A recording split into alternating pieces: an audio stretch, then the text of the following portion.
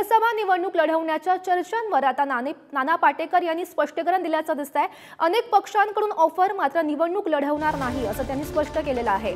महत्त्वाची बातमी आपण पाहतोय, लोकसभा निवडणूक लढवण्याच्या चर्चांवर आता नाना पाटेकर यांनी स्पष्टीकरण दिल्याचं आपल्याला पाहायला मिळतंय। अनेक पक्षांकडून खरं तर ऑफर, मात्र निवडणूक लढवणार नाही असं नाना पाटेकर यांनी सध्या स्पष्ट केलंय।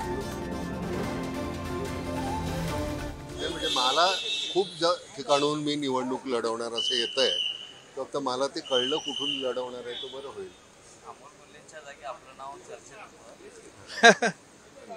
अरे राजकारण हा माझा प्रांत नाही आहे, आपल्याला हे काम करता येणार नाही, कारण हे करण्यामध्ये जो समाधान आहे ना ते मला नाही वाटत तिथे गेल्यानंतर मला मिळेल। आणि एकतर काय मनात आलेलं सगळं आपण बोलून टाकतो, पण तिथे ते कोणाला कितपत पटेल आणि कितपत मला राहू देतील।